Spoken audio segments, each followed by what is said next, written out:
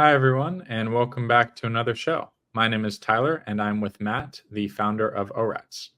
ORATS is an options analytics platform built on top of over 15 years of historical options data. And our platform is integrated with Tradier, meaning you can research and discover trades on our platform and then seamlessly send them through to your Tradier brokerage account. Today on the show, we're going to look at how you can use exit alerts to reduce your risk and become a more disciplined trader. We'll also spend the first few minutes of the show going over our trades from last week. Matt, do you want to share your screen and get us started? Sure. All right. Thanks, Tyler, for the intro. As we are wont to do, we show the trades that we had, and we had quite a few. So we'll get right into them. So we've had Expedia and a SPY trade for quite a while. I have a picture of it because they both expired last week. Expedia was a good winner. So we had a reverse iron butterfly. So we were long the insides and short the outside. So we got the max profit on these. So we had a call spread that was 114, 118. Expedia went out well through 118. So we got the total, the $4 profit on that one. That was a good one. And then SPY, we had a poor one. We had a 132 butterfly that it went all the way through. And so we lost on that one.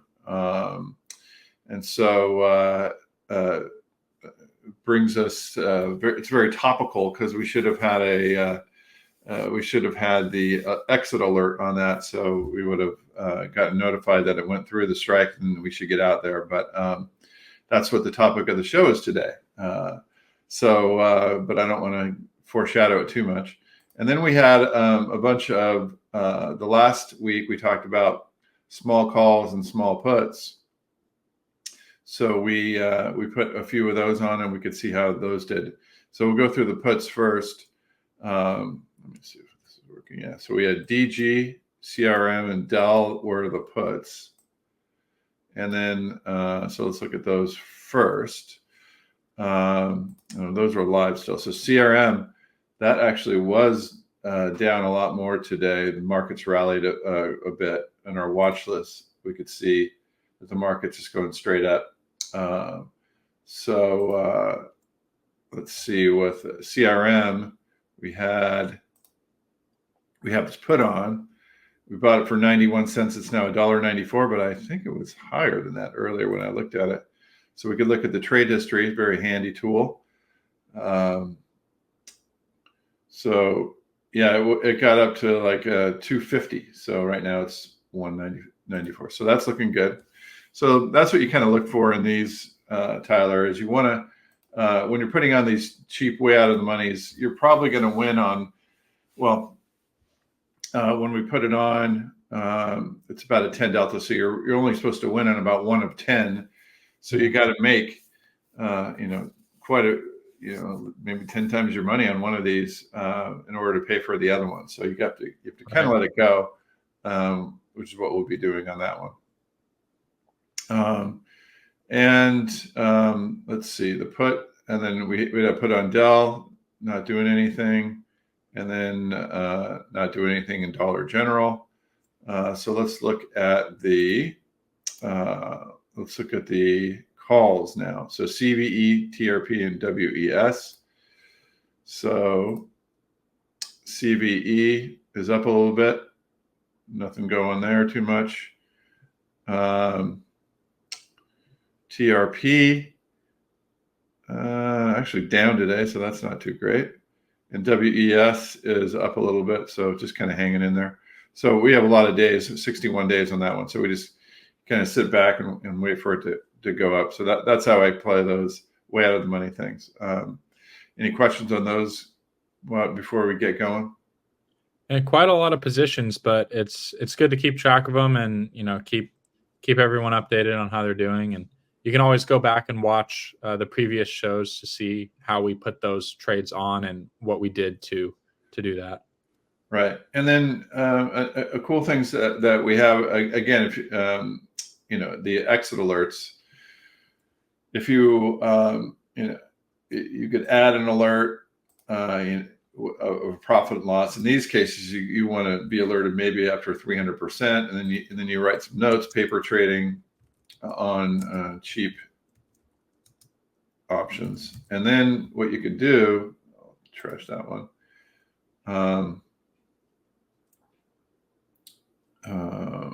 Is you can, submit that change, and then you go to the next one, WES, and you could, add another alert, or you could restore the last one. So that's pretty handy. So I'll submit that change, but you have to still type in your note. Anyway, I could go through those, but so so that's the kind of alert that I would put on these types of trade, Tyler. All right. Yeah. Do you have anything on alerts that you're curious about? Well, we're kind of going to dive into it on the show today. The different kinds of alerts and all the different ways exit alerts are kind of integrated into the dashboard. So we have the exit alerts tab in the positions view, which you can see there. And Matt, if you click on it, we can see all of our positions exit alerts that are checking right now, are the tab up there. Right. Yeah. Yeah. So this just sort of keeps track of all your exit alerts. And maybe you can talk more about that too, Matt. Yeah. So this is neat because this shows you all the live alerts that you're doing and all the completed ones. You could click on only show the active ones, and then you could see all the settings that we have for these particular alerts. And these aren't going to be triggered, but other ones may. And then we have this thing called market width. So what we do is you don't want to have exit alerts just sitting that will trigger, because often what will happen if stock moves quickly or just it's opening, the markets will widen out, and you don't want to get an alert when it's wide. You're not going to be able to trade out of it anyway. So we have this kind of handy tool that varies for each trade, and you could even override it set at the market width. So, for example, WES is not very liquid, and so that's a full percentage wide for that. So that's market width times the stock price is how wide, if you can imagine that. But then CRM is 10 times more narrow. So that's something that, because CRM is a lot more liquid. So those are good ways to filter out. You don't want false positives on this. So that's a neat thing that you could see the market width and what all your profits were, profit targets, and then you could see your notes. So on the mouse over, you could also, if you wanted to delete a few of these, you could delete them as well. Mm-hmm. So that is a nice aspect. Our exit alerts, and again, alerts can be also a prelude to auto trading. So if you're setting up we'll have auto trading eventually, be down the road a bit, but what you want to do is be able to test out the alerts, make sure you're not getting any false positives or false negatives for that matter. You're not missing any, and check out the alerts, and I almost treat these as a trade that would have happened had we been automated. So you really need to pay attention to these and set them where you want to trade. Right. Yeah. We're very big on, systematic trading here, right? Now that's why we do the back testing, and we really try to be disciplined, and exit alerts really help with that approach. Right. So that brings up a good point. So let's go over to, maybe a trade that we'll do today from the Trade Ideas that has exit alerts. So, I'll have them on this time. So these are all the trade ideas. These are the best trades from, what do we have? 181 million pre-run trades out there. And these are the ones that match the current environment. So whether it be VIX, the moving average, RSI, implied volatility percentile, or slope percentile, it matches at least one or two of these of the current market. So right now we're overbought and the slope is low in this particular symbol SPY. So then what happens is you get this particular trading strategy is back tested, and it only gets in when the criteria are met. Those criteria, slope and it's overbought, and they want you to get out on a 25% target. So this is interesting because it's a longer term trade, and these are the low stress types of strategies that I like. It did somewhat poorly here when the market was down, but other than that, it's had a pretty good run. So yeah, you can see the max drawdown there is pretty low. Yeah. Sometimes what I like to do, Matt, is on the graph, just to get a little bit more of a visual comparison to the stock return, is set that drop down that where it says 20% to like 50 or 75, and then you can even keep increasing it sort of till it matches that stock return, and then you can sort of see that drawdown more compared to it. Right. So so this looks like a decent one.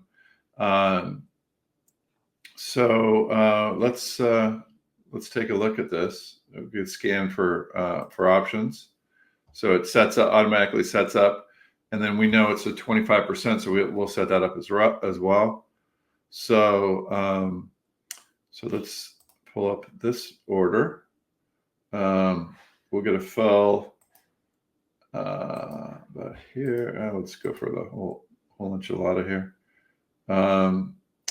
Review order, and we could put it in here as well. So that's 25%. So 2.5, 18 cents wide. That should be fine. And so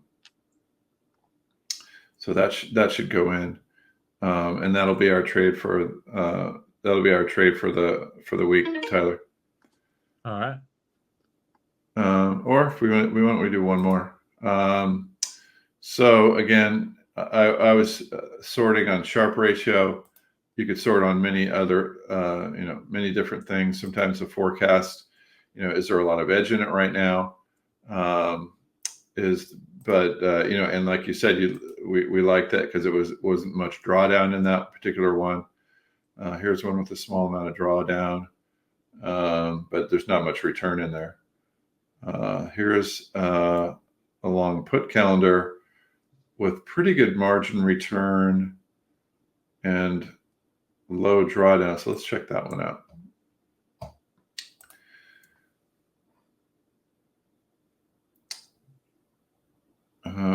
So this one kind of looks good too. And now, unfortunately, this is one that there is no X alert, but we still like it. So why don't we do this one too, Tyler? Yeah, sounds good. Okay. And like I said, let's pay the offer. So no alerts on this one. All right. So as you said, these are using the title of the show today is using X alerts for risk management. And also just to be more disciplined in your trading. So also a good way to be disciplined in your trading is to use back tests, so you could see how it behaved under certain market conditions, and what you can expect from a profit and loss standpoint. But you have to follow the exit that you test. So we test when we have those X alerts. We test getting out at those spots. So the X alerts will send you a text, email, or a Slack channel of the alerts that we're getting. So that's it's a very convenient way to jog your memory. And if you put enough information in that alert, it's quite effective for helping us manage these things, Tyler. Yeah, that's an interesting point.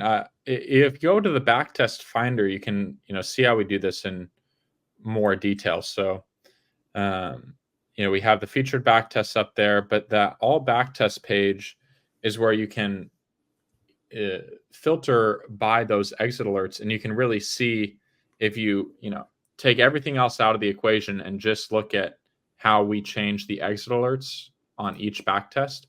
You can see the very big difference in the returns and the drawdowns and everything like that by just changing the exit trigger, which is really interesting. So I could go find similar backtests, and we'll uncheck the exit triggers and see, what to your point, how different. So this is the best resulting one is just 75% only. So you only get out if you lose 75%. But if we, instead of ascending, we send this descending. So it's still the same setup. It's a 30-day, buying the 10, selling the 30 delta, the spread to stock. We could talk about that later. It's various exit triggers, but this is a case when you're actually losing money on this particular strategy that was a winner before, but now you're getting in and out too quickly. So that's the problem there. You're not getting enough profit. So it looks like it just looks like you're taking profits too quickly, and also you have a stop loss. Again, sorting it ascendingly, in this case you only want to do it. If there's very little chance that you're going to make money in this, you just get out. And then here's the second place one. Isn't too far behind, taking profits at 75%. So this is a defined target that you could get. You can only get what your credit is. Stop loss at 50 is almost like 75. So you're starting to see a lot of similar results here in a similar kind of trading pattern. And then it'll start to fall off later on as you start to change more of your trading patterns as far as exit alerts. So I think that's a really neat thing to be able to do. It's a good point that you brought up, Tyler, is to go in, look at a strategy that you might be considering, seeing all the different ways that we've tested them, as opposed to exit on the stop loss, exit on the profit as well. So you could see all those and see which ones really work well and when they start to fall off in performance. Obviously, these stop losses are a little bit tight, and the performance is falling off too. Yeah, very, very good tool, and very good for this specific purpose of finding which exit triggers are more effective than others. Right, and again, what we did is so let's clear all these filters. So again, what we did is we went into a certain strategy, and then we found a strategy that we liked.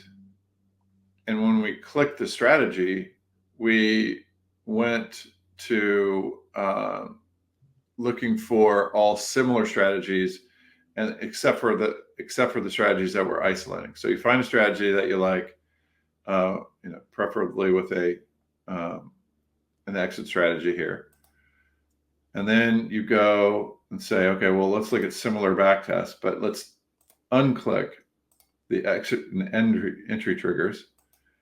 So now it's going to go. It sets all these filters. By the way, you could go in manually and do all these, but it keeps all these everything fixed except for So it's only doing the triggers and spread percentage that you have, and it's showing you the best one that you had, and then it's showing again how the other ones performed. And then, again, if there are a lot of them like there are here, I'll sort it descendingly. And then you could see that there are a few losers in this particular strategy. And that's general. It looks like it's taking profit pretty quickly. So, you can kind of get a feeling for what's working and what's not working here. So here, the best ones are stop losses.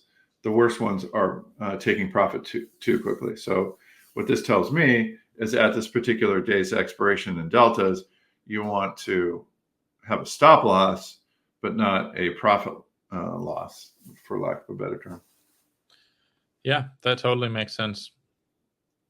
One other thing, if we're done talking about the back testing and exit alerts, the community has been a very cool feature we added recently. And Matt, you're posting in there quite a lot. Do you want to go over some of the more recent posts that you've made? Absolutely. So here's the community, and this is nice because we're able to go through things that we're noticing in the market that you might not notice on your own. So I was talking about the SPX Contango. The fear has gone 3 days ago, and the market's gone basically straight up. Adobe had huge earnings. We had two trades. One was closer to the money. The other was out of the money. And then we shared some actual, the data and we had two trades profitable net, but one was a loss and one was a big profit. So we showed how those look. And then just this morning, that the semiconductors were rallying, and so we just kind of say why these are rallying. So it's a nice place to share ideas. We just started, so there's not a whole lot going on yet, but it's fun to be able to put comments, things that we're seeing, and then get feedback, and it's just good to be able to talk about certain trades or talk about certain things that are happening in the market, and get feedback from people in the community. Yeah, it's really neat. All right. Is there anything else you wanted to talk about today, Matt, with the trade journal, maybe? No, I think we're good. I mean, the trade journal is upcoming. We are actively working on that. We talk about exit alerts and risk, but all part of the pillars. Again, if you go to the ORATS website and you go to university, our pillars are researching, which is back testing, implementation, which is scanning and other things, risk management. That has a lot to do with the exit alerts, and then review is the journal. So that's kind of our next big step that we'll be spending some more time on how to not only back test, but then go and make sure the back test is still working, that you weren't forward looking, and you did your homework. As we showed earlier, we compared the performance of the back test to other similar back tests. You could even do that to other similar symbols just to make sure it's a robust strategy that you're testing. So that all falls into the pillars. And then, as you say, journaling will fit into the review. All right. It looks like we got a comment, Matt. First one on the live show so far. George asked us if we can talk more about the spread over stock percent in the backtest finder. Right. Good question. So the spread over stock. So basically, you could think about that as the price that we're getting divided by the stock price. So in this particular option or strategy, it's very high. 3% is very high. It says low, but it's low negative. So that's a high amount of money to get if you think about it that way.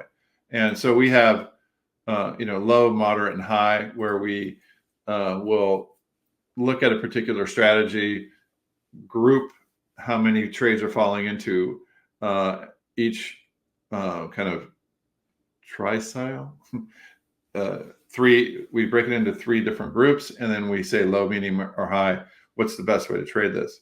So, so for example, if you were to trade moderate or high, I don't think the results would be that good. So when you're doing this particular put spread, you want at least 3% on the trade that you're getting. So hopefully that answers George's question. Yeah, if you go to the custom backtester, you can also input this yourself, and there's an explanation on there, and maybe we can look at that and see if that makes sense. It allows you to filter based on the options trade price relative to the stock price. So this is sort of, you're setting a target and a min and a max Right. of that indicator. And if we're going back to 2007, Apple was much lower, so it's you want to have a relative price, so that allows you to look at that price. What are you getting in percentage terms to the stock price, which is nice. Is there a general rule of thumb, Matt, just to sort of wrap my head around it? Like, if we're thinking of just like a long call, very basic strategy, is it better to have a higher spread over stock price or a lower one? Well, usually lower. I mean, that, you don't want to pay too much. And so what you'll see in the long calls is you'll see that the percentage, that you're paying is you're going to be paying a smaller price. And those are usually the times that you want to be trading in particular. That's just a generality, but, especially what I've noticed in the back test are you want to be in the best one for you. So this is the most favorable, even though it says low, that's a low negative. So you want to get as much as you can from the trade, or don't trade it. Are there strategies where this filter matters more than others, like maybe in calendars or in vertical spreads? Yeah, I mean, and again, it's a matter of going through it, because what you'll see is you'll either see readings in here in the best ones, or you won't. So that's the best way to kind of look at that. I think my filters are too tight right now.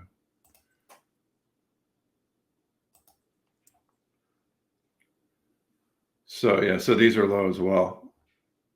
So right now, like, to answer your question, so this one is all the best ones are low. And, if you were to only look at high, then what you'll see, it'll take a second to go get these, but these returns aren't nearly as good. Interesting. Yeah. So good question by George. All right. I think that covers it for today's show. Thanks, Matt, for talking about exit alerts, discipline trading. I think it's very important to keep disciplined, and using the tools like the backtest finder and the exit alerts tab to manage your positions and exit alerts. We'll be back next week with another show. If you guys have any questions, please use the community tab to reach out, or you can contact us at support@orats.com. Thanks, Matt, and thanks, Tradier, for hosting us, and we'll see you guys again next week.